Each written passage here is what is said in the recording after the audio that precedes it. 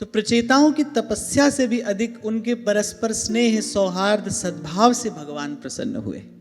कल यहीं पर हमने चर्चा को विराम दिया था और यही मैं आपसे निवेदन कर रहा था कि आपका जो भी भजन साधन है वो आपका व्यक्तिगत विषय है, पर हम सब एक ही लक्ष्य की ओर आगे बढ़ रहे हैं। हमको गुरुजनों ने, आचार्यों ने एक ही मार्ग दिया है। तो हमारे सबके जीवन में परस्पर सद्भाव अवश्य रहे। व्यास जी एक बड़ी महत्वपूर्ण बात कहते जल सींचत है मूल में और वृक्ष लगावे आग। अब निरा मूर्ख ही होगा कोई ऐसा कार्य करेगा। नीचे तो वृक्ष का जो मूल है उसका तो सिंचन करे, जड़ में तो पानी डाले और ऊपर वृक्ष को आग लगाए। निरा मूढ़ ही तो होगा जो ऐसा करेगा। जल सींचत है मूल में और वृक्ष लगावे आग, इष्ट से और अन्य निंदरे तेजन महा अभाग। बोले अपने इष्ट की तो भजन सेवा हो रही है और बाहर किसी से राग द्वेष है, खंडन मंडन हो रहा है, किसी की निंदा हो रही है। बिल्कुल ऐसा ही है, मूल का सिंचन हो रहा है और वृक्ष को आग लगाई जा रही है। और अगर हम इस दृष्टिकोण से अपना जीवन देखें तो हमारे जीवन में भी यही तो हो रहा है। ठीक है, भजन साधन के समय हम थोड़ा घना भजन साधन भी कर रहे हैं, पर वही जीवन में राग द्वेष भी है। मन में वो हिंसक भावनाएं भी हैं, कटु वचन भी कह देते हैं, किसी का अहित चिंतन भी हो जाता है, किसी से द्वेष भी हो जाता है, किसी से ईर्ष्या भी हो जाती है। तो यहां जो सबसे महत्वपूर्ण बात है, भगवान ने प्रकट होते ही कहा कि प्रचेताओं तुम्हारे परस्पर सद्भाव से मैं प्रसन्न हुआ हूं। वो तो हमको लग रहा है ना 10,000 वर्ष की तपस्या प्रचेताओं ने की, और भगवान के स्वरूप का यदि विचार करें फिर तो भाई 10,000 वर्ष की तपस्या कुछ नहीं, फिर तो 10 करोड़ वर्ष भी कोई तपस्या करता रहे, भगवान की इच्छा है प्रसन्न हो न हो। 10 लाख करोड़ वर्ष की तपस्या से उनको प्रसन्न किया जाए, ऐसा वर्णन तो कहीं मिलता नहीं। तो किसी और बात से रीझते हैं, किसी और बात से प्रसन्न होते हैं, और वो कोई और बात क्या है? प्रेम ते प्रगट हो ही मैं जाना, प्रेम ते प्रगट हो ही मैं जाना। जब धरती व्याकुल होकर ब्रह्मा जी के पास गई, बड़ी पीड़ित हो रही हूं, अब इन दुष्टों का भार और मुझसे नहीं उठाया जाता। सबने कहा कि चलो भगवान से प्रार्थना करने चलते हैं। सबने कहा कहाँ जाएं भगवान से प्रार्थना करने, वो भगवान रहते कहाँ हैं? अच्छा देखो, ब्रह्मादिक देवता भी जानते नहीं कि वो भगवान कहाँ रहते हैं। किसने मार्ग दिखाया उस समय? गुरु ने ही मार्ग दिखाया, और गुरु ही मार्ग दिखाता है, भगवान तक गुरु ही पहुंचाता है। महादेव ने कहा भाई रहते हैं तो वो तो सर्वत्र ही रहते हैं। हरि व्यापक सर्वत्र समाना, प्रेम ते प्रगट हो ही मैं जाना। हमारे जीवन में पहले उन हित प्रभु का, उन प्रेम प्रभु का अवतरण हो। कई बार आपको पूर्व भी मैंने निवेदन किया, देवो भूत्वा देवता यजेत, ये शास्त्र का नियम है। क्या है?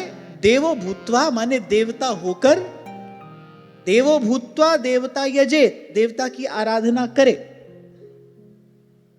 आपको बताया था ना मैंने, जैसे कर्मकांड में पहले अंगन्यास करन्यास कराया जाता है ना मंत्र से, पहले स्वयं तद्रूप हुआ जाता है जिस भी देवता की आप उपासना कर रहे हैं। अब जैसे कोई नारायण कवच का पाठ करे तो पहले ओम नमो नारायणाय से वो स्वयं को मंत्र स्वरूप करता है, एक एक अंग पर न्यास करता है, अंगन्यास होता है, करन्यास होता है, स्वयं को तद्रूप करके फिर उन इष्ट की, उन देवता की आराधना होती।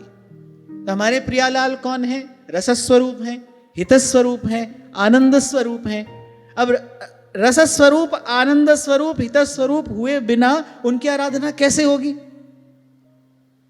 विचार करना चाहिए ना। ये हाड़ मांस का जो शरीर है, कल हम बात कर रहे थे, जिसके रोम रोम से दुर्गंध निकलता है, जो अनेक अनेक व्याधियों का घर है, ये मैला कुचैला शरीर कैसे वहां उस देश तक पहुंचेगा? ये तो किसी भी प्रकार से, किसी भी दृष्टि से श्री जी के निकट जाने योग्य नहीं, जा ही नहीं सकता। वो तो राधा वल्लभ लाल के रूप में प्रिया लाल ने कृपा की, भाई ये तो वहां तक नहीं आ सकते, हम ही जाते हैं। तभी तो महाप्रभु कह रहे हैं निकस कुंज ठाड़े भय।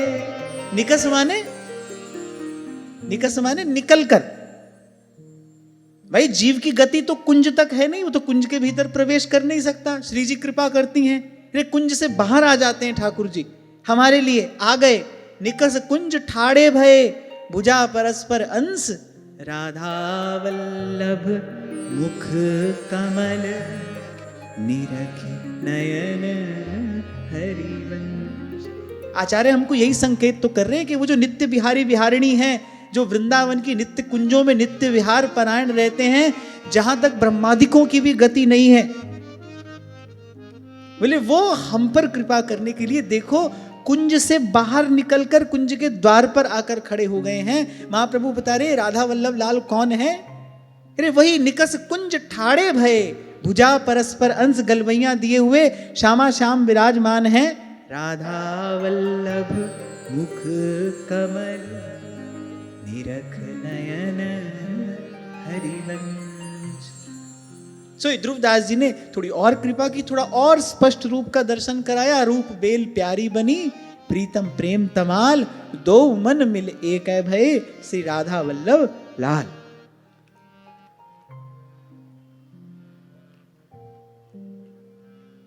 तो प्रेम ते प्रकट हुई मैं जाना।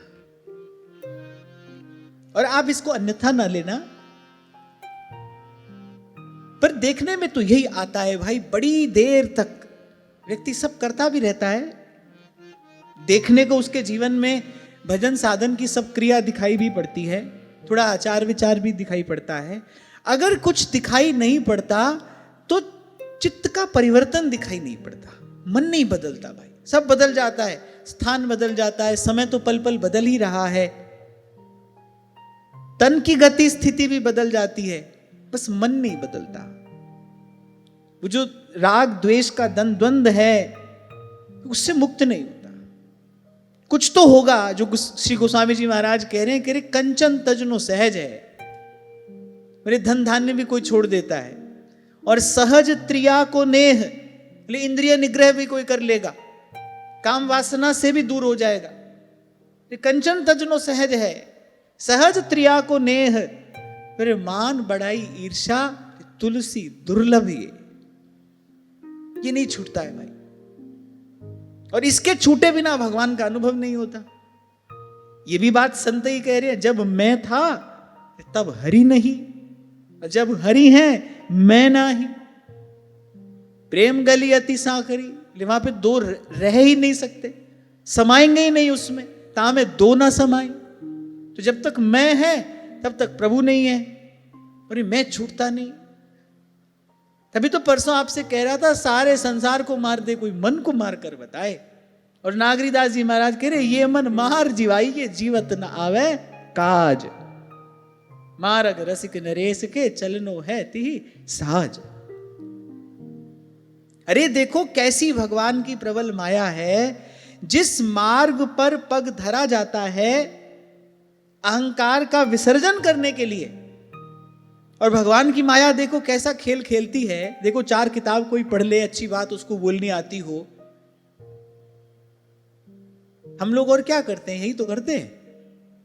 मैं तो कई बार आपको कहता हूं कि हम कितनी बढ़िया बात आपको सुना रहे हैं, इस पर बहुत ज्यादा प्रसन्न होने की आवश्यकता नहीं है, इससे बहुत ज्यादा चमत्कृत होने की भी आवश्यकता नहीं है। हाँ, हमारी बात से आपके जीवन में कुछ परिवर्तन आ रहा है, आपका मन बदल रहा है, आपका चित्त बदल रहा है, तब तो कुछ बात है। नहीं तो बात बनाना है, कोई 2 बना लेता है, कोई 100 बना लेता है, बस इतना ही। फिर मैं देखता हूं कि कैसी भगवान की प्रबल माया है, वो कैसा विचित्र खेल खेलती है। जिस मार्ग पर व्यक्ति चलता है क्या सोचकर कि भाई भगवान को पाऊंगा बराबर में, इज इक्वल टू अपने अहंकार का विसर्जन करूंगा। और होता क्या है, आते ही 2-4 बात बनानी आती हो, 2-4 लोगों को समझाना आता हो, ले बन गए महाराज जी। होना तो ये था कि मिटा अपनी हस्ती को, गर कुछ मर्तबा चाहे, दाना खाक में मिलके गुले गुलजार होता है। मिटानी थी हस्ती, और यहां पहले कुछ नहीं थे, कोई जानता नहीं था। अब ले महाराज जी हो गए, इससे तो भाई पहले ही बढ़िया थे। ये तो एक उपाधि सर पे और आई, और ऐसी आई कि अब छुड़ाए छूटती नहीं, अब छुड़ाए छूटती नहीं। कल हम इसी विषय पर बात कर रहे थे ना कि बहुत ज्यादा सुख सुविधा में रहोगे, शरीर उसका अभ्यस्त हो जाएगा। पहले आपको लगेगा कि देखो कितनी मौज है, कोई काम करना ही नहीं पड़ रहा। कुछ समय बाद आप देखोगे कोई काम करने लायक ही नहीं हो। अब करना भी पड़ जाए तो किया नहीं जाता। प्रत्येक माता पिता की इच्छा होती है भाई हमारी बच्ची जो है वो ससुराल में महारानी बनकर रहे। अच्छी बात है, ये तो माता पिता का सहज वात्सल्य होगा, ऐसा सोचो।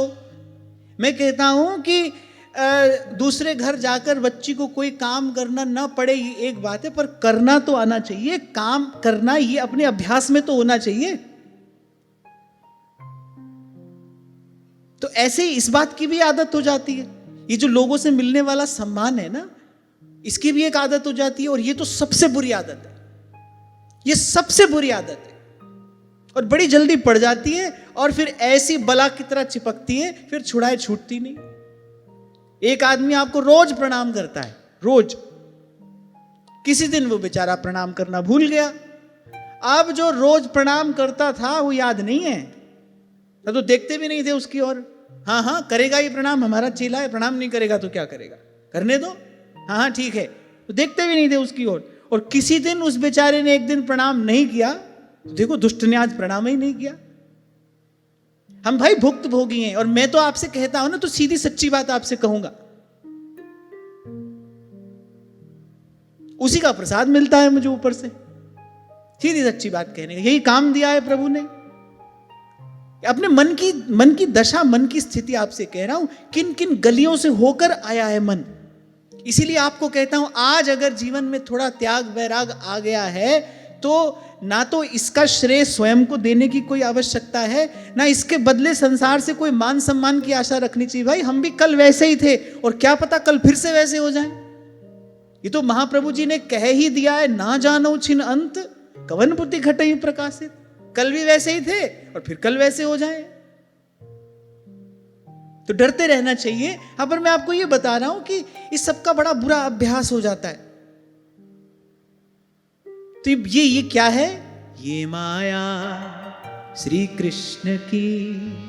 और भगवान जब कह रहे हैं ना कि ऐसी प्रबल ये माया है, माने उसके पास इतने खिलौने हैं आप कल्पना भी नहीं कर सकते। आपका एक से मन भरा, उससे पहले दूसरा आपकी सेवा में उपस्थित है। कहीं तो अटकोगे भाई, कहीं तो फंसोगे। कौन पहुंचता है वहां तक?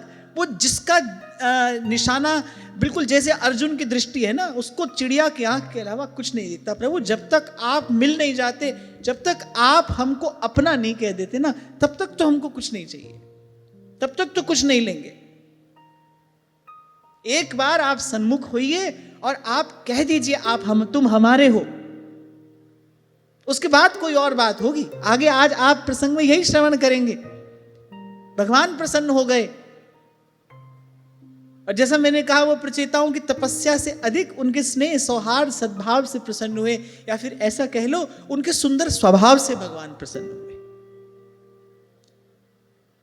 10,000 वर्ष तक, मैं दोनों कान पकड़ के बात कह रहा हूं, दो साधक एक स्थान पर 10 दिन रहना पड़ जाए, क्यों हो जाएगी खटर पटर? हो जाती है कि नहीं? बताओ बताओ। रहता व्यक्ति अपने परिवार के ही साथ में है, कहने को वो अपना ही परिवार है। रोज सुबह शाम झगड़ा झंझट होता है कि नहीं होता है? खूब होता है। 4 लोग साथ में रह ही नहीं सकते।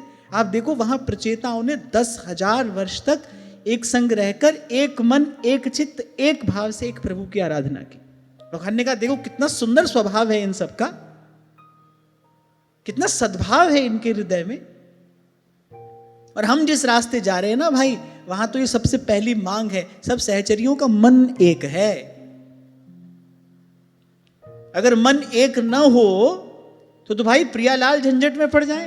ललिता जी के मन में इच्छा हुआ नीलांबर पहने, और विशाखा जी कह रही नहीं पीतांबर पहने। अब प्रिया जी के लिए तो भाई वैसी ललिता जी वैसी विशाखा जी, अब किसकी बात माने किसकी नहीं माने, तो झंझट हो जाए। सबका मन एक है, एक के मन में जो बात है माने वही सबके मन में है, दूसरा कोई है ही नहीं वहां पर। और उस एक के मन में भी जो बात है वो बात भी अपने इष्ट आराध्य के मन से न्यारी नहीं है।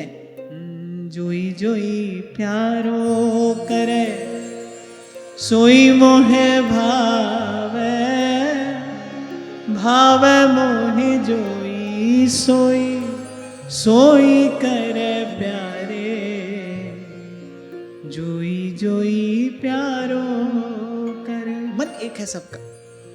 और एक और बात मैं आपको कहूं, वही सुख है, सुखानुभूति वही संभव है जहां सबका मन एक हो।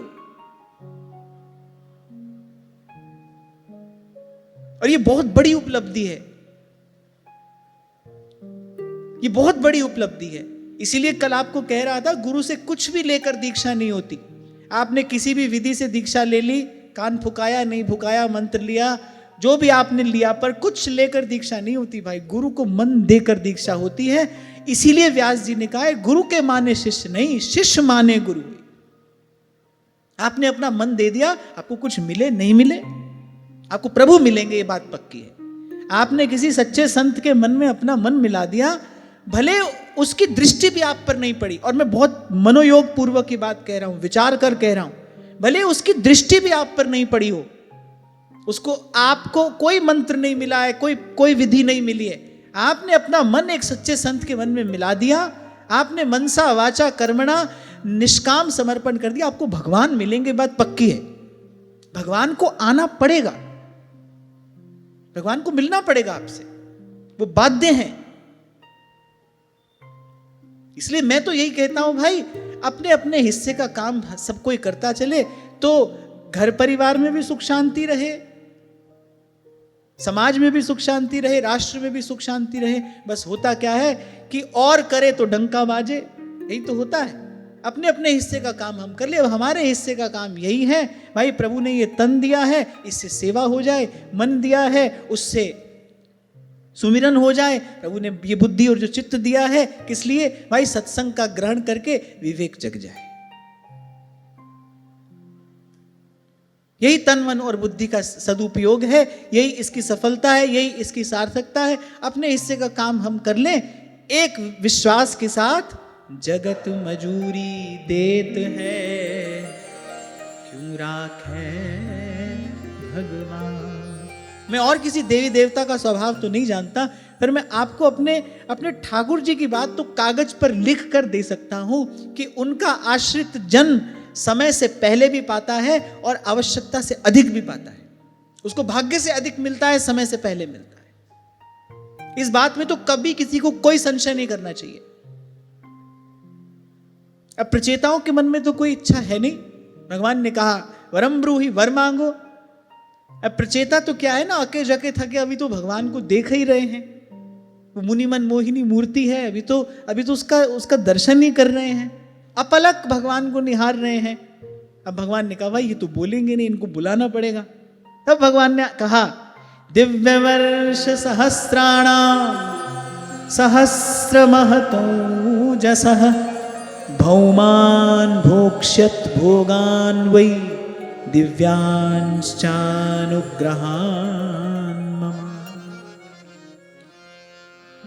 भगवान ने कहा तुम्हारी तपस्या से प्रसन्न हूं, अब जाओ। अच्छा, भगवान ये भी जानते हैं कि ये जब आए थे उससे पहले क्या घटना घटी थी, क्योंकि पिता ने कहा था गृहस्थ में प्रवेश करो, इन्होंने कहा नहीं पहले भगवान को पाएंगे फिर गृहस्थ में प्रवेश करेंगे। भगवान ने कहा इनके पिता की इच्छा है कि ये गृहस्थ आश्रम में प्रवेश करें और सत संतान की उत्पत्ति हो इनके द्वारा, जिससे आगे विश्व का कल्याण हो। तो भगवान ने कहा आप घर जाओ और पिता की आज्ञा अनुसार गृहस्थ आश्रम में प्रवेश करो। और साथ ही भगवान ने कहा मेरी कृपा से 10 लाख दिव्य वर्षों तक बड़े पूर्ण बलवान रहोगे, स्वस्थ रहोगे, निरोग रहोगे और अनेक प्रकार के लौकिक अलौकिक भोग भोगोगे। अब उनकी तो इच्छा नहीं है पर भगवान तो देते हैं। यद्यपि भक्त की इच्छा नहीं होती पर भगवान देते हैं। क्यों? ऐसा उनका स्वभाव है। सालोक्य साष्टि सामीप्य सायुज्य सारूप्य, इनमें से किसी भी प्रकार की मुक्ति भक्त स्वीकार नहीं करते, पर भक्तों को यह मुक्ति स्वतः प्राप्त हो जाती है। इसलिए तुलसी बाबा कहते हैं, भक्ति सुतंत्र सकल सुख खानी, बिनु सतसंग न पावै प्राण।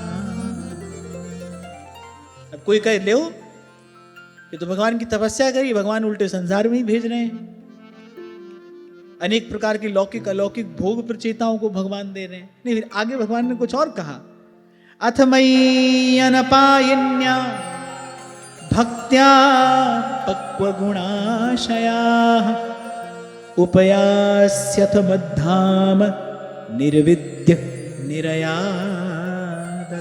और भगवान ने कहा डरना नहीं, मेरी माया तुमको मोहित नहीं करेगी। देखो, एक सज्जन व्यक्ति के पास उत्तम भोजन सामग्री हो, अधिक हो, तो वह सज्जन व्यक्ति क्या चाहेगा? यही चाहेगा ना भाई, साधु संतों की सेवा हो जाए, इससे भगवान का भजन करने वाले लोग प्रसाद पाएं। सज्जन व्यक्ति की तो इच्छा बिल्कुल भी नहीं होगी आचार विचारहीन म्लेच्छ लोग आए और वो सब वस्तु पा जाए। इसी बात को देखकर तो व्यास जी को क्रोध हुआ। बोले जो पदार्थ संतन के काज है, बोले सो पदार्थ सकतन ने खायो। उनकी कन्या का विवाह हुआ। अब भाई साधारण जो बहिर्मुख लोग थे वो आए। व्यास जी को बड़ा क्रोध हुआ। बोले हमारे घर की वस्तु ये लोग पा गए। बोले जो पदार्थ संतन के काज है, जिस पदार्थ से संतों की सेवा होती, बोले सो पदार्थ सकतन न खायो। वो तो इतने रिसा गए। बोले व्यास कन्या पेट ही क्यों ना मरी, अनन्य धर्म में दाग लगाए। सज्जन व्यक्ति कोई हो और उसके पास सुंदर वस्तु हो, सुंदर भोजन सामग्री हो, तो उसकी यही इच्छा होगी भाई भगवान के प्यारे भक्त इनका उपयोग करें, उसको देखकर उसको आनंद होगा। ऐसे भगवान की भी इच्छा होती है भाई हमारी सृष्टि में जितनी सुंदर उत्तम वस्तुएं हैं, ये सब केवल विषय लोलुप विषय भोगी व्यक्तियों के लिए थोड़ी हैं, हमारे भक्तों को भी मिलना चाहिए। जब भगवान के भक्तों के पास ये वस्तु पहुंचती है तो भगवान को प्रसन्नता होती है। तो भगवान के भक्त तो नहीं चाहते, लेकिन भगवान की इच्छा से वो वस्तु पहुंचती है उन तक। रैदास जी महाराज ने तो कहा भाई हम तो भगवान की सेवा ही नहीं करेंगे। भगवान के चरणों से नित्य स्वर्ण मुद्रा प्रकट होती है और रैदास जी महाराज उसको चिमटे से पकड़ के, जैसे बिच्छू पकड़ा जाता है ना, अब भाई बिच्छू को तो छू ले तो वो काटेगा, वैसे चिमटा से उसको पकड़ के गंगा जी में छोड़ आते हैं। अरे भगवान ने कहा भाई तो बड़े हटिए, मानेंगे नहीं। अंत में ठाकुर जी ने कहा देखो बात तो अंत में हमारी ही रखी जाएगी, मानी जाएगी ना, तो हमसे भी इतना परिश्रम क्यों कराते और आप भी इतना परिश्रम क्यों करते। बोले हमारी इच्छा है आप सुख से रहो। क्यों? क्योंकि जब रैदास जी के पिताजी ने उनको निकाल दिया घर से, भाई ये तो किसी काम का है नहीं, सुबह शाम झांझ पीटता है, साधु संतों के संग पड़ा रहता है, तो उनके पिता ने कहा कि भाई तुम अपना जाओ, अपना हिसाब किताब खुद देखो। रहने को छत नहीं है, तन ढकने को वस्त्र नहीं है, खाने की कोई व्यवस्था नहीं है, पर वो भी पड़े हैं चौड़े में अपने परिवार को लेकर। अब भगवान से देखा नहीं गया। यद्यपि वो तो बड़े थोड़े में अपना निर्वाह कर लेने वाले थे, लेकिन ठाकुर जी की इच्छा हुई भाई इनको सब प्रकार की सुख सुविधा मिलनी चाहिए। नित्य प्रति स्वर्ण मुद्रा प्रकट होने लगी। पहले तो उन्होंने स्वीकार नहीं किया, फिर ठाकुर जी ने कहा देखिए ये हमारी इच्छा है, और स्वामी की इच्छा में अपनी इच्छा मिला देना यही सेवक का धर्म है। आपका यही धर्म है। हमारी इच्छा है कि आप ये सब स्वीकार करें, तो आप इसको स्वीकार करें। तो सुंदर भवन का निर्माण हुआ। चारों दिशाओं से संतों की मंडलियां आती, भगवान के नाम का कीर्तन होता, प्रसाद होता। रैदास जी महाराज की कीर्ति चारों दिशाओं में फैल गई। अब भाई ठाकुर जी की इच्छा है, हरि इच्छा भावी बलवाना। खैर मेरे कहने का तात्पर्य ये है, यद्यपि भक्त नहीं चाहते पर फिर भी भगवान उनको प्रसाद स्वरूप देते हैं, अवश्य देते हैं। अब हनुमान जी की इच्छा थोड़ी थी कि सुंदर मणियों की माला पहने, और माता की इच्छा हुई भाई मेरा पुत्र पहने, क्यों नहीं होगी। इसने इतनी हमारी सेवा की है, ये इतना सेवा परायण है, माता ने वो माला उतार कर दी हनुमान जी को। पर खैर हनुमान जी की तो सेवा की कोई उपमा नहीं है, उनकी भावना तो अनुपम है। वही कुटक कुटक करके तोड़ने लगे। बोले जिस माला में राम नाम नहीं वो माला किस काम की। हनुमान जी तो आचार्य हैं ना, वो तो दास्य भक्ति के आचार्य हैं। उनको तो आचरण करके सिद्धांत की प्रतिष्ठा करनी है। वस्तुतः श्री हनुमान जी महाराज की जो सेवा है उसकी कोई उपमा नहीं है। उनके जैसा कोई सेवक ना हुआ ना कभी हो सकता है। उनके जैसे वही हैं।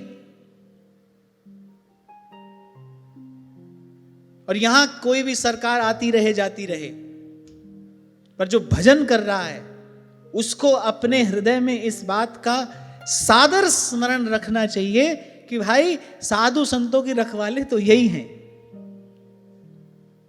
श्री रघुनाथ जी उनको सरकार बनाकर गए हैं। बाकी कोई सरकार आती रहे जाती रहे, और वैसे भी भजन साधन करने वाले कोई सबसे क्या लेना देना है। उसके लिए तो श्री हनुमान जी महाराज ही सच्ची सरकार हैं। उन्हीं के आश्रय में रहकर भजन किया जाना चाहिए। भजन मार्ग की विपदा, भजन मार्ग का क्लेश, भजन मार्ग की बाधा वही हरण करते हैं। भगवान ने आज्ञा देकर गए, इसीलिए तो रखा श्री हनुमान जी महाराज को। बोले भक्त भजन कैसे करेंगे जब घोर कलयुग आएगा, जब कलिकाल व्यापेगा, बोले तब भजन करने वाले भजन कैसे करेंगे। उनके लिए आप रहिए। तभी श्री गोस्वामी जी कहते हैं, और देवता चित्त न धरई, हनुमत से सर्व सुख करई, साधु संत के तुम रखवारे, असुर निकंदन राम दुलार।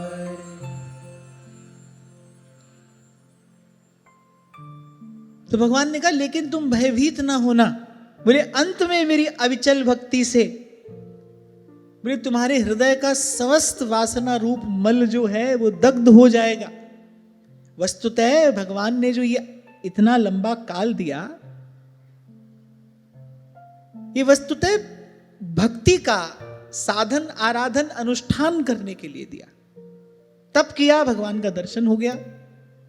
लेकिन वो जो श्रवण कीर्तन का सुख है, श्रवणम कीर्तनम विष्णु स्मरणम पाद सेवनम अर्चनम वंदनम दास्यम सख्यम आत्मनिवेदनम, ये जो नवदा भक्ति का सुख है वो अभी प्रचेताओं को नहीं मिला।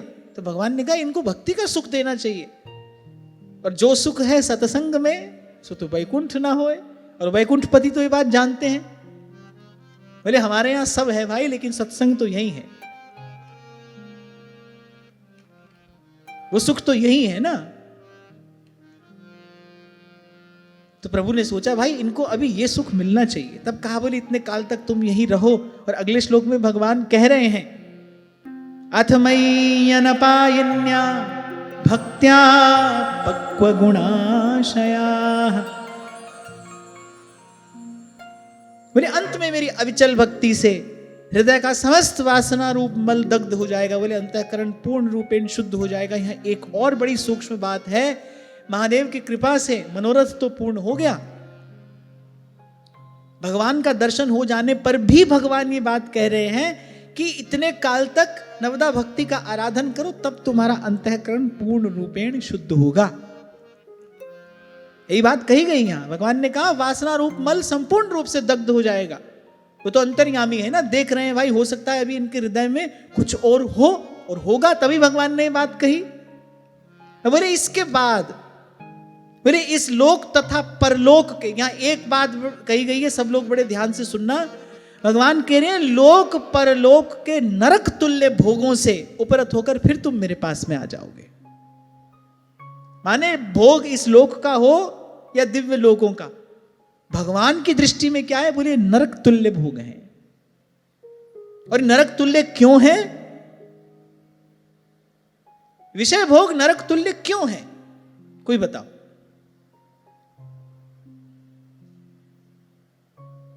हालांकि हमारे लिए है नहीं, हमारे तो मुख में पानी आ ही जाता है ये सब देख सुन के, मन दौड़ता भी उसी ओर ही है, पर फिर भी श्रवण तो करते ही हो आप। तो विषय भोगों को नरक तुल्य क्यों कहा गया? यहां भगवान कह रहे हैं अपनी वाणी से, कह रहे लोक परलोक के समस्त नरक तुल्य भोगों से उपरत होकर इन सब से मुख मोड़कर पूर्ण रूपेण शुद्ध होकर अंतःकरण तुम्हारा निर्मल हो जाएगा भक्ति के साधन अनुष्ठान से। अरे बोले फिर तुम मेरे पास में आ जाओगे।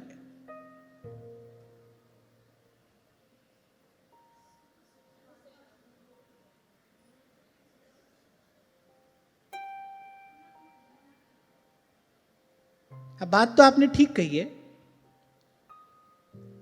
विषय भोग को नरक तुल्य इसलिए कहा गया है क्योंकि विषय का भोग भगवत विस्मृति कराने वाला है, वो भगवान को भुला देने वाला है। इसीलिए श्री कबीर जी कह रहे हैं सुख के माथे सिल पड़े जो नाम हृदय से जाए। इसीलिए माता कुंती ने कहा हे द्वारिकाधीश, हमने देखा जब वो तथा कथित सुख के क्षण आते हैं ना, आपकी विस्मृति हो जाती है, भगवान भूल जाते हैं। और हमारी मूर्ता यही तो है।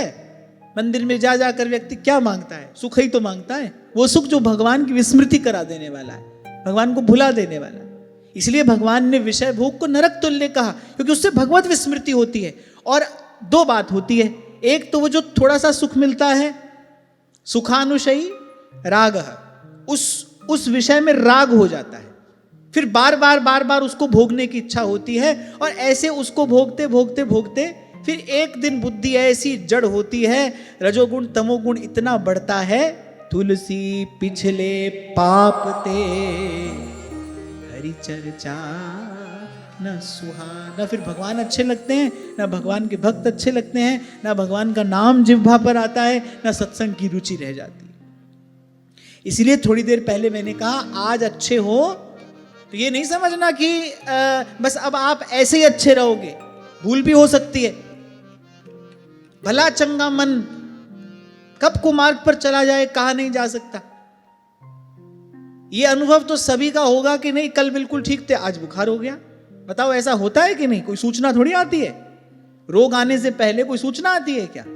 एकाएक व्यक्ति स्वस्थ होता है, प्रसन्न होता है, एकाएक शरीर को रोग घेर लेता है। बिल्कुल ऐसा ही मन भी है। आज अच्छा है, भजन साधन में लग रहा है, एकाएक कोई ना कोई विक्षेप उपस्थित हो जाएगा, मन विमुख हो जाएगा। तो इसलिए भगवान ने विषय भोग को नरक तुल्य कहा। अब कोई कहे कि अब नरक तुल्य है तो फिर भगवान दे क्यों रहे? अब कोई कहे ना कहे, मैंने जब पढ़ा तो मुझे तो लगा जब नरक तुल्य भोग हैं तो भगवान दे क्यों रहे? इसलिए दे रहे हैं ताकि इनको प्रतीति हो जाए। कल जैसे मैं कह रहा था ना कि किसी के पास भोजन है नहीं, संभावना भी नहीं है। अब व्यक्ति कहे भाई हमारा तो व्रत है आज, अब व्रत थोड़ी है, उसको उपवास थोड़ी कहेंगे, वो तो अभाव है, बेचारे के पास है ही नहीं, तो वो करे क्या? अपने अभाव को उपवास थोड़ी कहा जा सकता है। सब कुछ है, सब कुछ है, लेकिन व्यक्ति संयम अनुशासन का यज्ञ करना चाहता है, तब तो कुछ उपवास हुआ। इसीलिए व्रती श्री भरत जी को कहा गया। बोले भरत जी व्रती हैं, उन्होंने व्रत लिया है। देवराज इंद्र का वैभव तुच्छ है अयोध्या के राज वैभव के सामने। कह रहे कनखी से भी कभी नहीं देखा श्री भरत जी ने उस ओर। नगर से बाहर कुटिया बनाकर रह रहे हैं, सिंहासन पर प्रभु की चरण पादुका विराजमान करके सेवा करते हैं। कह रहे कभी कनखी से भी अयोध्या के राज सिंहासन की ओर नहीं देखा। दृष्टि उठाकर देखना तो दूर की बात, कह रहे मन भी कभी उस ओर नहीं गया। और उस स्वर्गाधिक वैभव के मध्य में रहकर, और आप मानस जी का पाठ करिए, अयोध्या कांड में आप देखिए, गोस्वामी जी कहते बोले कौन है ऐसा जो ऐसे व्रत का निर्वाह कर जाएगा? वो व्रत है। तो भगवान ने कहा कि ये भली प्रकार से देख लें, इनको कुछ देंगे ही नहीं, इनको क्या पता। हो सकता है कि मन में कभी कोई वासना का अंकुर फूट आए, ऐसी व्यवस्था भगवान अपने भक्त के लिए करते हैं। भाई ये भली प्रकार से इधर उधर की सब प्रतीति इसको हो जाए। बड़ी शीघ्रता नहीं करते ठाकुर जी अपने पास बुलाने में, कहते खूब देख लो, यहां तुम्हारे मन में किसी भी प्रकार का कोई अभाव, कोई संशय रह नहीं जाना चाहिए। अब हो सकता है यहां कोई बैठा सोच रहा हो भाई किसी के मन में आता होगा, हमारे मन में तो नहीं आता। ऐसी भूल में तो बिल्कुल न रहना। ये तो भगवान की माया को सीधे सीधे चुनौती देने जैसा है। तो ऐसी भूल तो कोई बिल्कुल भी ना करे भाई, हमारे मन में ऐसी कोई बात ना है ना आ सकती है, ऐसी भूल कोई भी ना करे। मैं फिर कह रहा हूं, ये भगवान की माया को सीधे चुनौती देने जैसा है, और ये बुद्धिमानी नहीं है। क्यों? क्योंकि वो तो ब्रह्मा पे झपटी, शंकर पे झपटी, और नारद मुनि के परी पछार। कबीर जी कहते बोले उनके तो पीछे ही पड़ गई, क्यों? गुरु की बात नहीं मानी उन्होंने। रमैया तेरी दुल्हन बोले लूटिल बाजार। क्योंकि बड़ा स्वाभाविक प्रश्न है ना कि भगवान ही कह रहे हैं नरक तुल्य ये भोग हैं, फिर भगवान ही 10 लाख वर्षों तक उन भोगों को भोगने के लिए कह रहे हैं। जैसे अंधकार के बिना प्रकाश को प्रकाश नहीं कहा जा सकता। अब किसी ने अगर श्याम वर्ण देखा ही ना हो तो जो श्वेत का श्वेतत्व कैसे हो, क्या होता है, उसको पता नहीं चलेगा कभी। वो जो श्याम वर्ण है, वस्तुतः श्याम ही श्वेत को श्वेत बनाता है। श्याम नहीं है तो श्वेत श्वेत कैसे होगा? तो ठीक ऐसे ही जीव की मति ऐसी ही है। तो भगवान ने कहा भली प्रकार से ठोक पीट कर देख लो, जाओ खुद देखो, हां निर्भय रहना, मेरी कृपा से मेरी माया तुम्हें मोहित नहीं करेगी, पर जाकर देखो कि वस्तुतः ये नरक तुल्य भोग हैं। इसी को तो कहते हैं प्रतीति हो जाना। जाने बिन नहीं हुई प्रतीति, बिन प्रतीति हुई नहीं प्रीति। ये जो गोस्वामी जी ने कहा ना, जाने बिन नहीं हुई प्रतीति, किसको जानने के लिए कहा है? भगवान को जानने के लिए नहीं कहा। बोले संसार का स्वरूप जाने बिना वो जो भजन सेवा सत्संग का सुख है, उसका क्या मूल्य है, उसकी क्या महिमा है, बोले पता नहीं चलता है। यही एक बहुत बड़ा कारण है। मैं बड़ी क्षमा याचना पूर्वक की बात कह रहा हूं कि बड़ा अभावग्रस्त व्यक्ति जब कोई भजन करने आता है, भगवान की कृपा से, भजन की कृपा से सब सुख सुविधा, सब साधन संपत्ति मिल जाता है, मन फिर वही पहुंच जाता है। तो यहां ये बात समझने की है। भगवान ने दोनों बातें कही।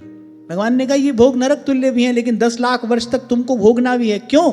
जाओ और संसार के क्षणभंगुर सुख की प्रतीति करो, तुम्हारी भक्ति स्थिर होगी इससे।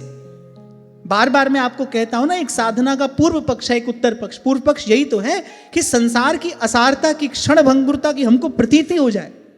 अभी केवल कहते सुनते हैं, अभी हम केवल कहते सुनते हैं।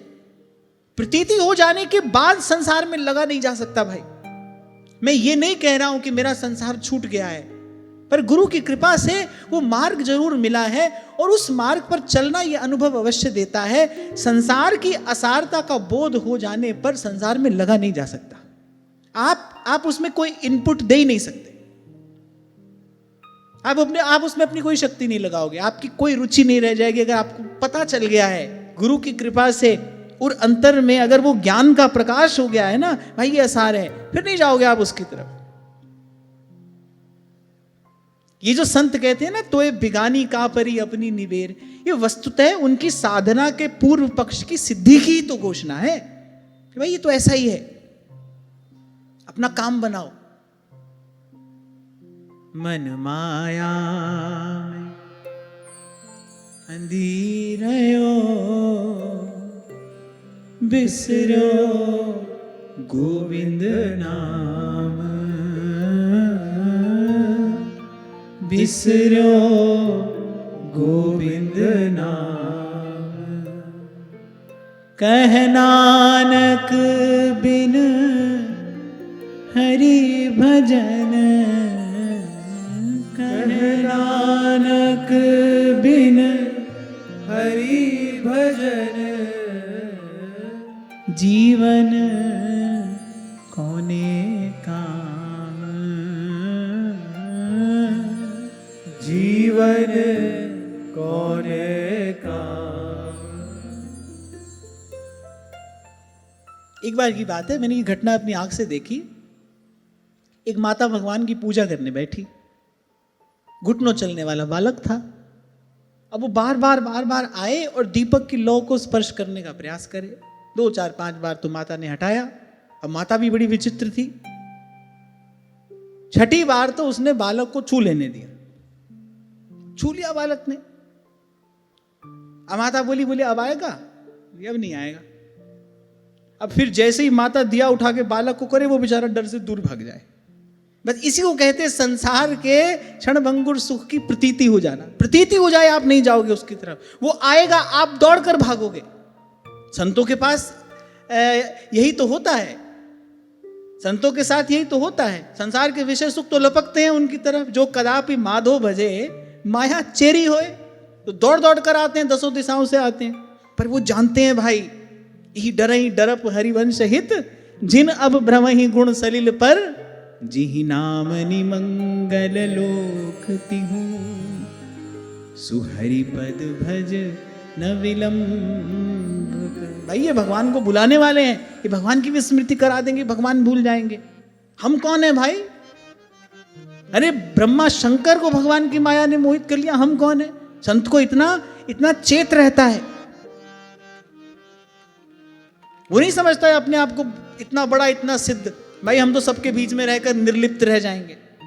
कोई नहीं रहा, कोई नहीं रहेगा, क्योंकि कोई रह नहीं सकता।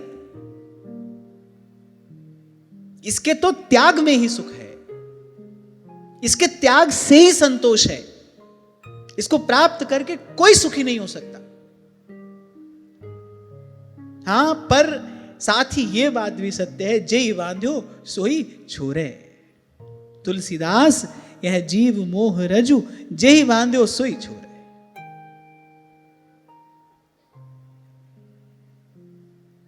गृहेष्वाविशतां चापि पुंसां कुशल कर्मणां, मद्वार्तायातयामानां न बंधाय गृहामता। क्योंकि जैसी भगवान ने दोनों बातें कही, प्रचेतागण थोड़े से भयभीत हो गए, थोड़े से सकुचा गए। उन्होंने कहा कि भगवान ही भोगों को नरक तुल्य भी कह रहे हैं, और भगवान ही हमको वापस गृहस्थ में भी जाने को कह रहे हैं, उन सब विषय भोगों को भोगने के लिए कह रहे हैं। एक और सिद्धांत की प्रतिष्ठा भगवान को करनी थी। अपने भक्तों से ही भगवान भक्ति सिद्धांत की प्रतिष्ठा करते हैं ना।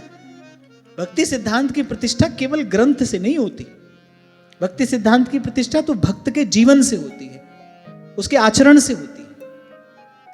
तो भगवान ने कहा, जिन लोगों के कर्म भगवत अर्पण बुद्धि से होते हैं, जो कर्म करता है लेकिन अपने लिए नहीं करता है, स्वार्थ के लिए नहीं करता है, खान पान के सुख के लिए नहीं करता है, नाम दाम के लोभ के लिए नहीं करता है, बोले जो कर्म करता है लेकिन मुझे अर्पण करने की बुद्धि से करता है, जिनका सारा समय मेरी कथा वार्ताओं में बीतता है, भगवान ने कहा वो भले गृहस्थ आश्रम में भी रहें, घर उनके बंधन का कारण नहीं होता। कितनी बड़ी बात भगवान कह रहे हैं। मैं ऐसा तो नहीं कहूंगा कि मुझसे कहने में कोई भूल नहीं होती, मनुष्य है, भूल होना बड़ा स्वाभाविक है। मैं मनुष्य हूं, भूल हो जाती है कहने सुनने में, पर मैं प्रयास बहुत करता हूं कि यहां से केवल श्रुति शास्त्र सम्मत सिद्धांत ही कहा जाए। और संतों गुरुजनों की कृपा से ये जो मैं आपको बार बार कहता हूं ना कि ये दौड़ भाग आप न करो, ये कार्य प्रभु को करने दो। हम तो आज जो हमारे हिस्से काम आया है ना, उसको ईमानदारी से कर दें। आपको मैंने बताया था ना, श्री महन जी महाराज ने एक बात हमको कही, बोले जब हम यहां आए तो हमको एक संत ने ये बात समझाई, बोले ठाकुर जी से कहो प्रभु आज भजन हो जाए, बस आज का दिन हमारा भजन में जाए, और जब दिन बीतने को हो तो बोले प्रभु आज की कृपा से कल भजन हो जाए, बस। इससे अधिक सोचने विचारने की आवश्यकता नहीं है। लेकिन मनुष्य का मन कैसा है, वो कैसे माया जाल में उलझा रहता है। देखो कितनी विचित्र बात है, कैसी मूढ़ता है मन की, उसको आज की सुधि नहीं है। 2, 4, 5 साल बाद क्या होगा इसकी चिंता उसको है। मेरे बच्चे क्या खाएंगे, मेरा परिवार कहां रहेगा, मेरे साथ में क्या होगा, कल की कुछ सोची है कि नहीं सोची। कल की ना सोचने वाले को संसार मूर्ख कहता है कि नहीं? जो कल की ना सोचे उसको संसार मूर्ख कहता है, और यहां कल की सोचने वाला मूर्ख है। इस दृष्टि से यहां से आप देखो तो जो कल का सोच रहा है वो मूर्ख है। आज का सदुपयोग करना है। मन तो एक है, जिससे कल की चिंता करोगे तो आज का सदुपयोग कैसे करोगे? अरे भगवान है ना, प्रभु का भरोसा भी तो कुछ है। इसीलिए श्री गोस्वामी जी कह रहे हैं ऐसी मूढ़ता या मन की, बोले ऐसी मन की मूढ़ता है जो आज है, इसका अधिक से अधिक उपयोग कर लेना चाहिए, बोले उसकी ओर ध्यान नहीं है। कल क्या हुआ था इसका रोना है, और कल क्या होगा इसका भय है, इसकी चिंता है। और कल की चिंता करने वाला कोई सुखी दिखा दो, दिखाओ, लाकर दिखाओ।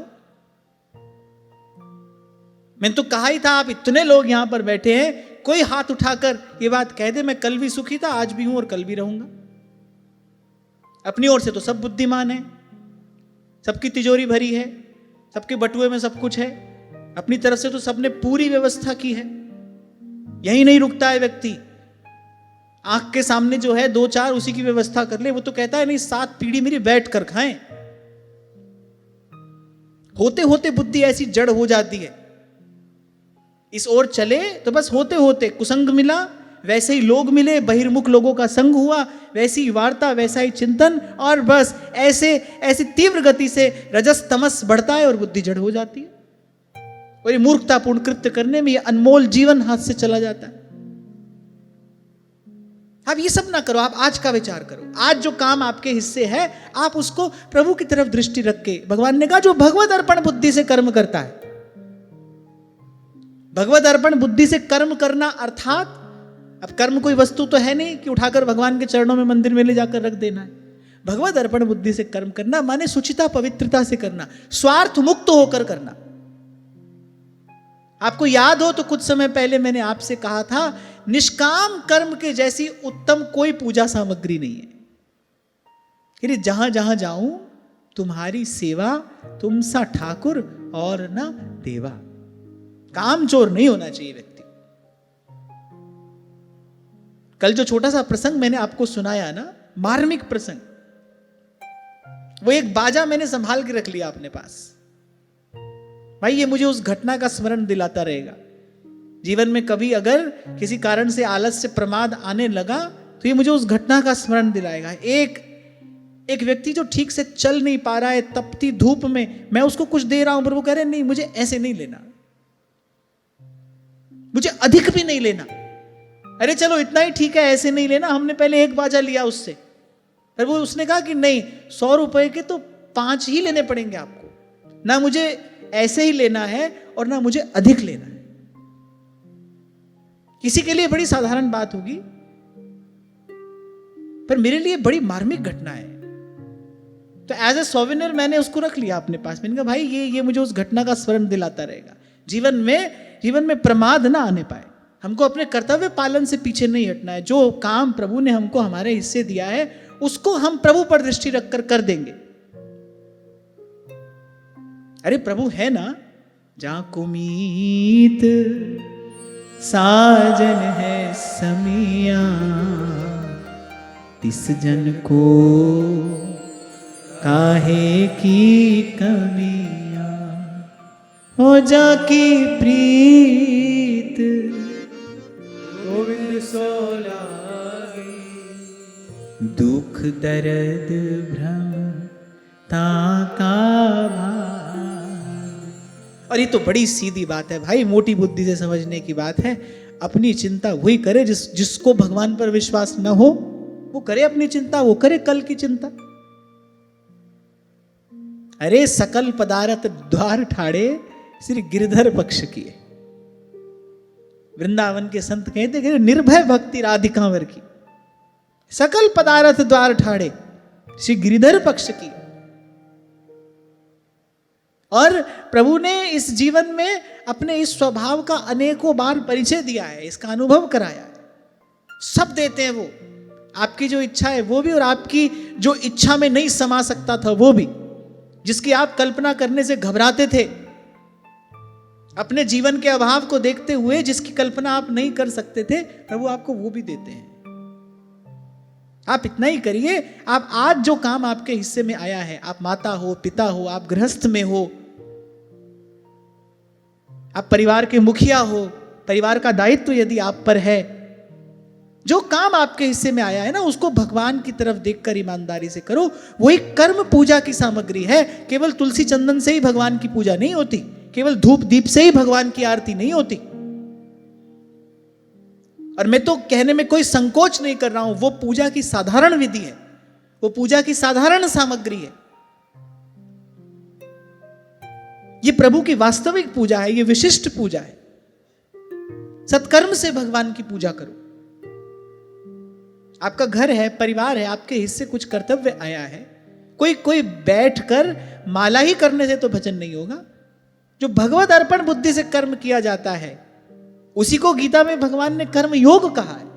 अच्छा, भगवान ने कहा रास्ते दोनों ही हैं। श्री गीता जी में भगवान ने बात कह रहे हैं अर्जुन से, कर्म संन्यास और कर्म योग, वो ध्यान से सुनना। भगवान ने कहा दोनों ही मार्ग हैं मुझ तक आने के, परंतु भगवान ने इसमें परंतु लगाया है।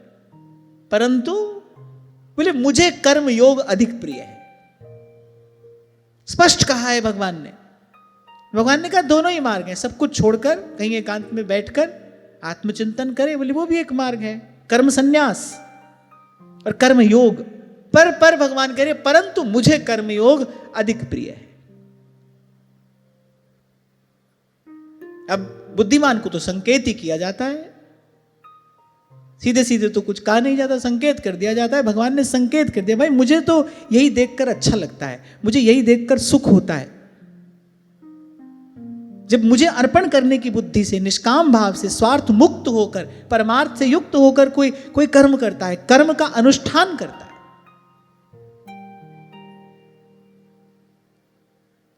और यहां भगवान ने स्पष्ट कह दिया है कि न बंधाय गृहामता। भगवान ने कहा ऐसे अगर कोई गृहस्थ में रहे तो घर उसको बांधने वाला नहीं होता, घर बंधन का कारण नहीं होता। और वैसे भी कहीं भी नहीं लिखा है घर बंधन का कारण है, मन बंधन का कारण है। मन छोड़ सकते हो तो छोड़ो। मुक्ति घर छोड़ने से नहीं है, संसार से मुक्ति घर छोड़ने से नहीं होती, संसार से मुक्ति मन छोड़ने से होती है। मन कहां छोड़े? जब दीक्षा होती है तो मन गुरु के पास छोड़ा जाता है, मन आपको देते हैं। जनक जी महाराज से ब्रह्म ज्ञान पाया श्री सुखदेव जी महाराज ने। जनक जी महाराज ने कहा कि हमारी बात पूर्ण हुई, अब आप जाने के लिए स्वतंत्र हैं। श्री सुखदेव जी महाराज ने विचार किया कि भाई बिना दक्षिणा के तो यज्ञ पूरा नहीं होता। ये ज्ञान यज्ञ यहां पर हुआ है और गुरुदेव को दक्षिणा तो देनी ही चाहिए, तो मैं सारी पृथ्वी आपको दान देता हूं। अब पृथ्वी ने कहा कि हम कोई अकेले आप ही के थोड़ी हैं, आप हमारा दान कैसे कर सकते हैं? तो पृथ्वी जल अग्नि वायु आकाश पंचभूत देने का संकल्प एक एक करके उन्होंने किया। सबने कहा कि हम पर आपका एकाधिकार नहीं है, आप हमें देने में स्वतंत्र नहीं है। अब लंगोटी पहने थे, पास में तो कुछ था नहीं। अब बड़ा विचार किया, तो फिर हमारे पास हमारा क्या है? मनोबुद्धिरहंकार चित्तानि नाहं न च श्रोत्र जिह्वे न च घ्राण नेत्रे न भूमिर्न व्योमस्न तेजो न वायु चिदानंद रूप शिवोहम शिवोहम। यहां महाराज जनक ने पहुंचा दिया था, इस स्वरूप की अनुभूति करा दी थी। भाई पास में है क्या, हमारा क्या है? तब ढूंढ ढांड कर देगा, भाई मन ही हमारा है। गुरु को तो यही दिया जा सकता है। तो मुक्ति घर छोड़ने से नहीं है भाई, मुक्ति तो मन छोड़ने से है। गुरु के चरणों में अपना मन छोड़ दीजिए।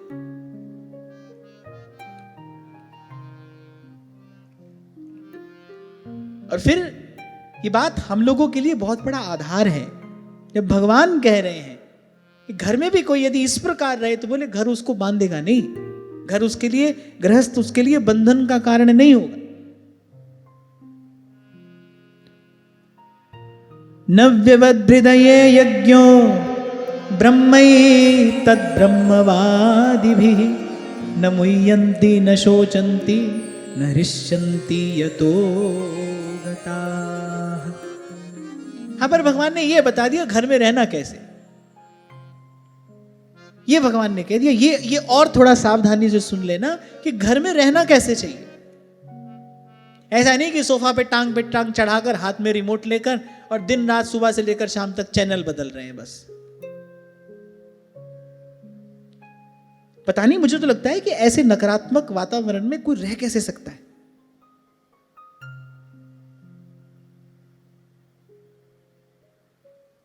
किसी भी स्थान की ऊर्जा, किसी भी स्थान के परमाणु का विकास उस स्थान में रहने वाले से होता है। गरुड़ जी काक भुसुंडी जी के आश्रम में प्रविष्ट हुए, मन शांत हो गया। क्यों? क्योंकि भाई वहां काक भुसुंडी रहते हैं जो निरंतर भगवत गुणगान परायण है। उनके कारण उस स्थान का परमाणु ऐसा है, वहां पहुंचते ही उनका मन शांत हो गया। सच्चे संत की शरण में बैठ मिले विश्राम। आपके घर का वातावरण कैसा है आप पर ही तो निर्भर करता है ये। अब आप कहो कि भाई भजन करने वाले हम अकेले हैं, ऊधम करने वाले बाकी 3 4 5 हैं, तो अब हम क्या करें? भजन बढ़ाओ अपना, आप अपना भजन बढ़ाओ। ऐसे वातावरण में आप हो, ये तो आप ही का कर्म है, ये तो अपना ही भोग है। पर इससे निकलने का मार्ग क्या है? भजन बढ़ाओ, ईमानदारी से और निष्ठा से भगवान नाम जपो। 10 मिनट की जगह 20 मिनट भगवान के नाम का कीर्तन करो, स्वाध्याय करो, भगवान की सेवा करो। सत्कर्म आपके द्वारा हो, देखो वातावरण बदलता है कि नहीं बदलता। अरे मैल कैसी भी हो, अंत में जल से छूटती है कि नहीं छूटती है? दाग गहरा होगा तो थोड़ी देर में छूटेगा, पर अगर कोई सावधानी से धोता रहेगा तो छूटेगा, अवश्य छूटेगा। तो भगवान ने यह बता दिया भाई घर में रहना, पर कैसे रहना चाहिए ये संकेत भी भगवान अपने श्रीमुख से कर रहे हैं। भगवान कह रहे हैं कि वो नित्य प्रति मेरी लीलाएं सुनते रहते हैं,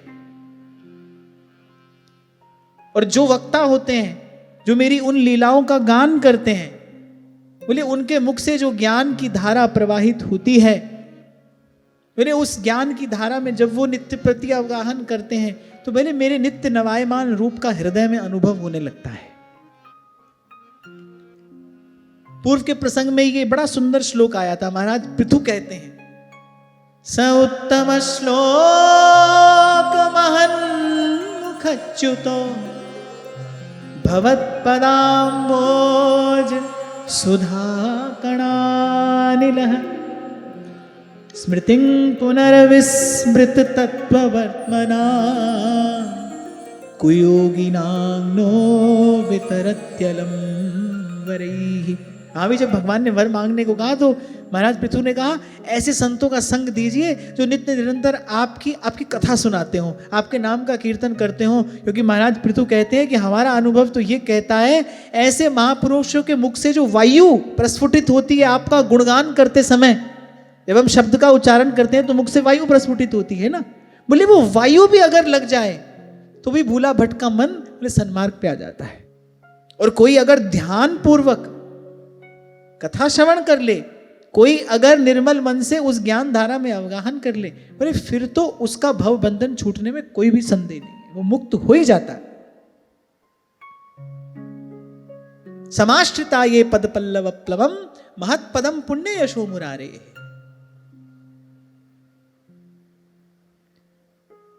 तो भगवान ने कहा कि घर में रहते हैं, भगवद अर्पण बुद्धि से कर्म करते हैं, नित्य प्रति मेरी लीला कथा का श्रवण करते हैं। और किनके द्वारा श्रवण करते हैं? कह रहे ब्रह्मवादी वक्ताओं के द्वारा श्रवण करते हैं। यहां एक और बात है, घर बंधन का कारण तो नहीं है, पर इसमें टर्म एंड कंडीशन अप्लाइड है, कुछ शर्त है। घर में रहना तो कैसे रहना? पहली बात तो जो कर्म करना वो स्वार्थ बुद्धि से रहित होकर करना, कुछ ऐसा कर्म हो जो भगवान को अर्पण किया जा सके, भगवत अर्पण बुद्धि से कर्म करना। और फिर दूसरी बात, क्योंकि घर का वातावरण तो भाई घर का ही है, उस वातावरण को शुद्ध कैसे करोगे? नित्य प्रति भगवान के नाम का कीर्तन हो, और भगवान कह रहे ब्रह्मवादी वक्ताओं के द्वारा निरंतर मेरी कथा का श्रवण हो। बोले इससे क्या होगा? बोले उर अंतर आलोकित होगा, और ज्ञान स्वरूप आनंद स्वरूप मैं बोले अपने नित्य नवीन रूप से उर अंतर में अपना अनुभव कराता हूं। और भगवान ने कहा फिर एक बार मुझे कोई प्राप्त कर ले, अपने मन मंदिर में एक बार कोई मेरा दर्शन कर ले, भगवान ने कहा उस जीव को न कुछ शोक होता है, न हर्ष होता है, और न मोह होता है। वो जीव फिर मोह ग्रसित नहीं होता। छोटा सा उदाहरण है, एक लोटा जल समुद्र में जाकर मिला दिया किसी ने। अब कोई कहे समुद्र से कि वही जो लोटा में जो जल था वही का वही जल आप हमको लौटा दो, समुद्र के नहीं भाई वो तो अब समुद्र हो गया। ऐसे ही सोई जाने जिह देहूं जनाई जानत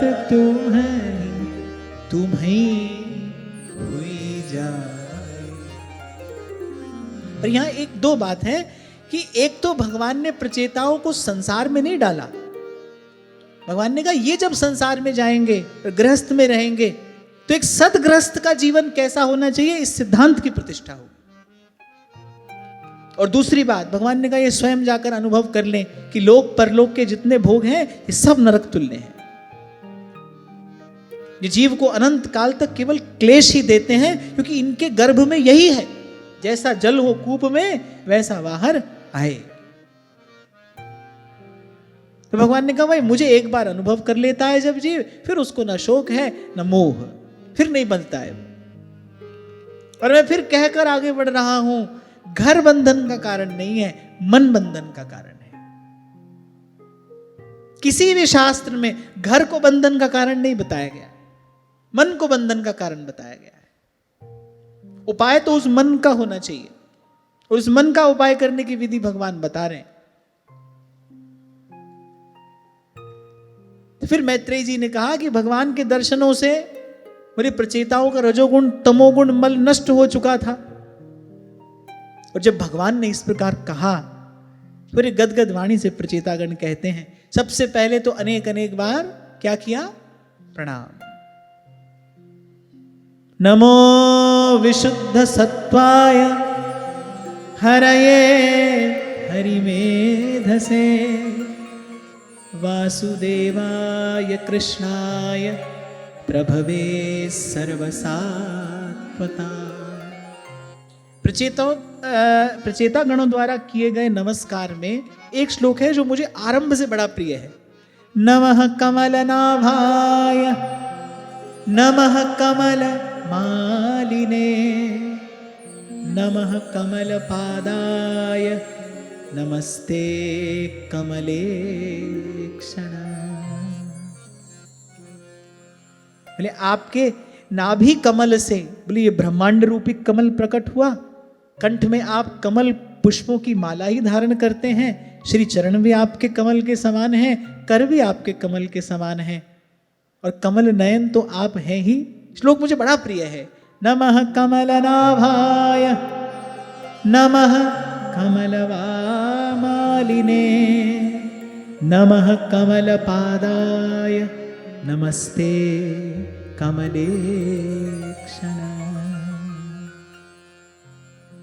तो पहले तो अनेक अनेक बार भाव में भरकर प्रचेताओं ने भगवान को प्रणाम किया, नमन किया, और यही शिष्टाचार है। श्रीमद् भागवत में जितनी भी स्तुतियां हैं और एक से एक दिव्य हैं, भगवान के स्वरूप स्वभाव का प्रकाश करने वाली हैं। प्रत्येक स्तुति के आरंभ में आप देखेंगे अनेक अनेक बार भगवान के स्वरूप को, स्वभाव को, ऐश्वर्य को, माधुर्य को, सच्चिदानंद घन स्वरूप को नमस्कार किया गया है। नमस्कार नमस्कार, बार बार नमस्कार। आपको सुनाया था ना मैंने, कोई संत आ रहे थे मेवाड़ से वृंदावन, उन्होंने बाईसा से पूछा कि हम वृंदावन जा रहे हैं श्री ठाकुर जी के लिए, आपको कुछ भेंट देनी हो तो। उन्होंने तो सोचा भाई राजरानी है, कुछ सोना चांदी मणि माणिक देंगे ठाकुर जी की भेंट में। भाई साहब ने कागज पर एक पद लिख कर भेजा, मारो प्रणाम बाके बिहारी जी, मारो प्रणाम बाके बिहारी जी। उन्होंने कहा बस मेरा प्रणाम कह दीजिएगा, बस मेरा भाव भरा प्रणाम। भाव भरे प्रणाम से, भक्त के भाव भरे प्रणाम से करुणा निधान के हृदय में हलचल होती है। वो आतुर हो उठते हैं कृपा की वर्षा करने के लिए, जब कोई भाव में भरकर उनको प्रणाम करता है, हलचल हो जाती है भगवान के हृदय में। ये मैं भगवान के हृदय की गुप्त बात आपको बता रहा हूं, यद्यपि नहीं कहनी चाहिए पर कह रहा हूं, ये उनके हृदय की गुप्त बात है। जब कोई भाव में भरकर उनको प्रणाम करता है तो आतुर हो उठते हैं भगवान, कृपा करने को व्यग्र हो जाते हैं।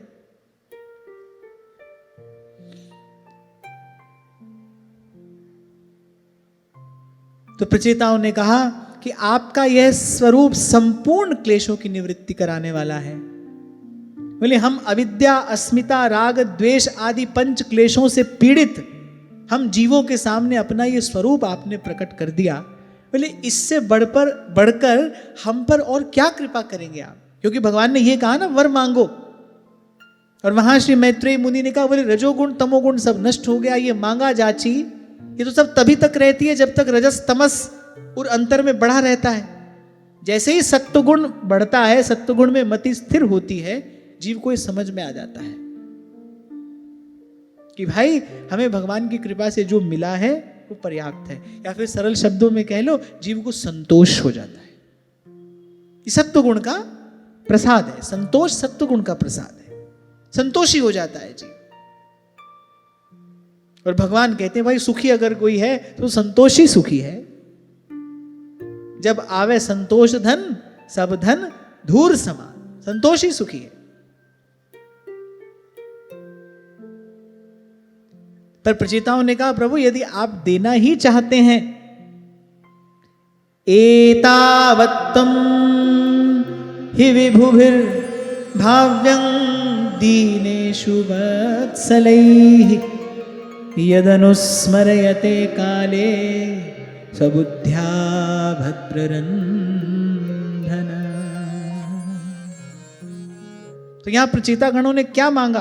बोले प्रभु हम दीन हैं, आप दीन बंधु हैं, हम हीन हैं, आप करुणा निधान हैं।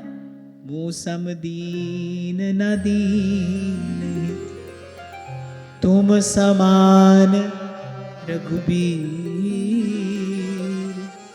अस विचारी रघुवंश मणि हरहु विषम भवभीर, हरहु विषम भवभीर। अब देखो प्रचेता क्या कह रहे हैं। प्रचेताओं ने ये नहीं कहा हम आपका सदा भजन करते रहे। बोले प्रभु हम आपके हैं और सभय अंग गुणहीन हैं। यहां प्रचेताओं का अद्भुत दैन्य इस श्लोक में प्रकट हुआ है। दूर से देखोगे तो लगेगा प्रचेतागण भगवान को कह रहे कभी कभी हमारा भजन कर लेना आप, कभी कभी हमको याद कर लिया करना, बस यही मांगते हैं हम आपसे। पर इस श्लोक में वस्तुतः प्रचेता गणों का वो अद्भुत दैन्य प्रकट हुआ। हे प्रभु हम सब ओर से हीन हैं और अपनी ओर जब देखते हैं तो देखते हैं कि सर्व साधन शून्य है, भावहीन है और पंच क्लेशों से पीड़ित हैं, ग्रसित हैं। किसी भी प्रकार से कोई भजन साधन हमसे बनने का नहीं है प्रभु। हम दीन हैं और आपके हैं, हम आपके हैं। बस इस प्रकार कभी कभी आप हमारा करुणा निधान हमारा स्मरण कर लिया करें। कहने का तात्पर्य क्या है? बिसरी हो न बिसारी हो, यही दान मुहि दे,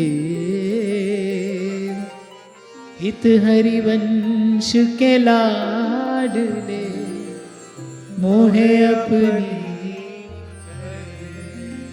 श्री कबीर जी ने भी तो यही कहा, स्वामी मोहे न बिसारियो, लाख लोग मिल जाए,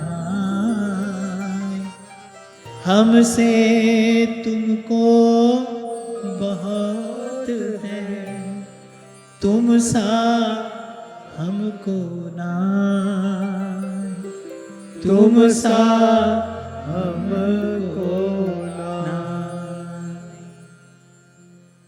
प्रभु आप हमको अपना मान लीजिए। यहां सरल शब्दों में अगर मैं कहूं क्या चाहते हैं प्रचेतागण? प्रभु आप हमें अपना मान लीजिए। हजार हजार वर दे देना ये दूसरी बात है, प्रभु देते ही हैं, देते आए हैं, देते रहेंगे। पर प्रचेतागण कहते प्रभु आपने ये सब दिया, आपका प्रसाद है, हम शिरोधार्य करते हैं, आपकी आज्ञा शिरोधार्य है। प्रभु एक बार आप अपने मुख से हमको ये कह दीजिए कि तुम हमारे हो, आप हमको अपना लीजिए, आप हमको अपना बना लीजिए।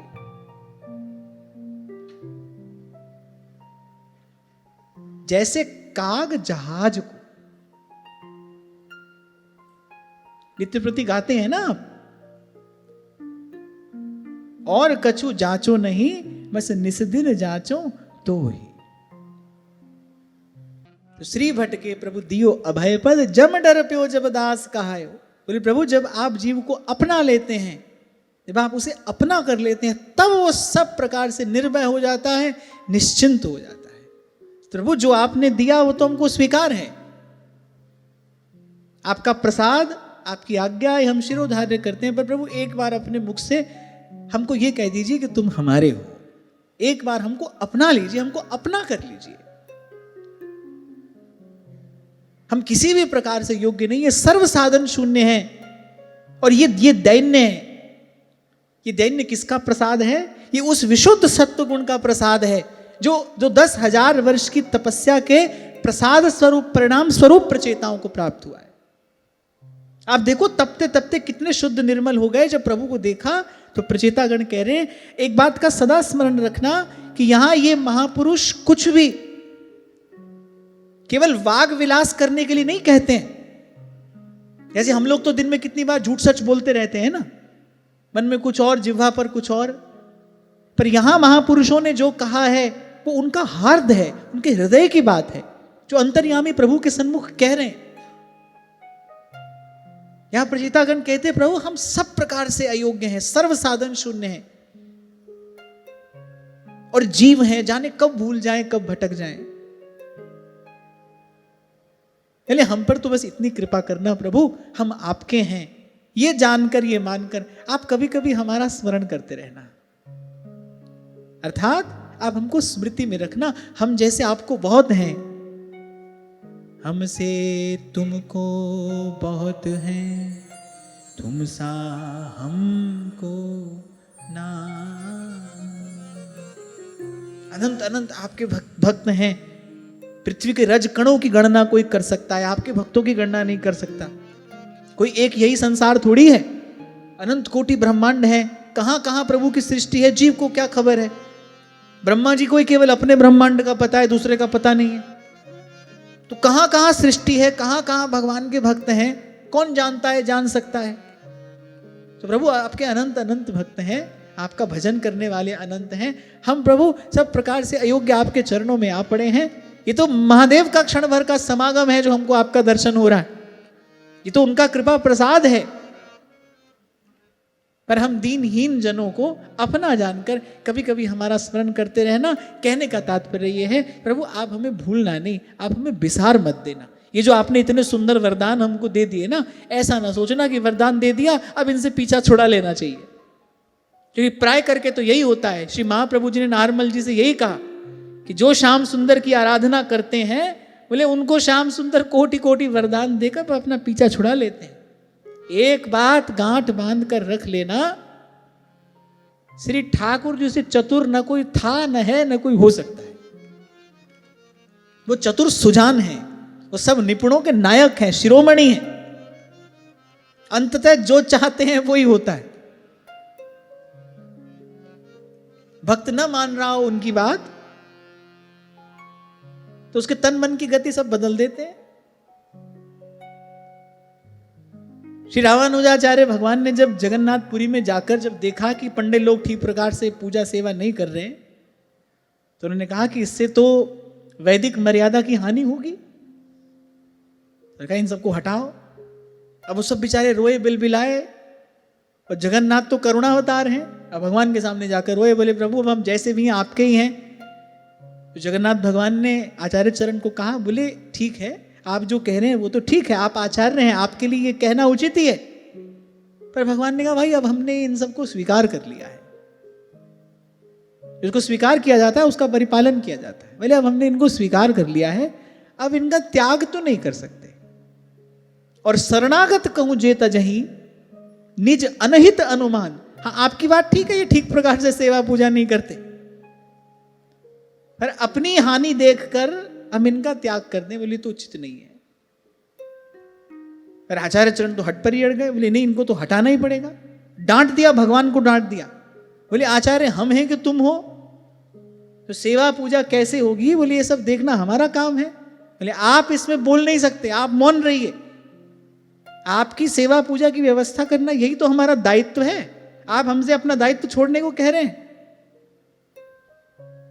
आप हमसे अधर्म करने को कह रहे हैं। आचार्य चरण ने कहा कि हम आचार्य हैं, मर्यादा की किसी भी प्रकार से क्षति ना हो, मर्यादा का रक्षण ये हमारा दायित्व है। यदि हम अपना दायित्व नहीं निभाएंगे तो अधर्म होगा। आप हमसे अधर्म करने को कह रहे हैं, तो किसी प्रकार डांट डपट के ठाकुर जी को चुप करा दिए।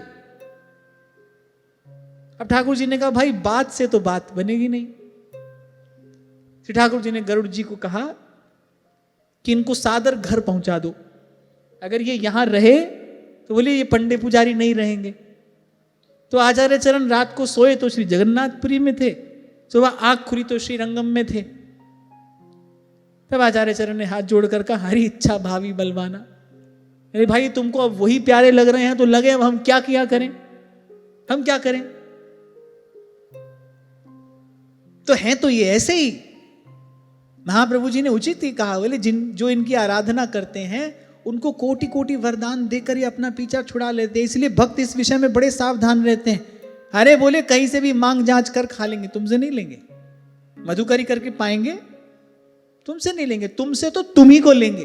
तुम जाने क्या देकर अपना पीछा छुड़ा लो। तो प्रचेता जानते हैं महादेव का समागम उनको प्राप्त हुआ है, महादेव ने प्रभु के स्वरूप स्वभाव का परिचय कराया है, प्रकाश किया है, तो वो जानते हैं। बोले प्रभु ये आपने ये वरदान दे दिया ना, ये तो ठीक है, अब क्या करें, आपने दिया है, हम स्वीकार करते हैं, पर प्रभु आप हमको भुला मत देना, हमको बिसारना नहीं। चाहे लाख लोग मिल जाएं, हमसे तुमको बहुत है, तुम सा हमको नहीं। तो आज की वार्ता ही श्री जी के चरणों में निवेदन करता हूँ। महाराज श्री के चरणों में प्रणाम। आप सबके हृदय स्थित प्रभु को, भाव प्रभु को नमन।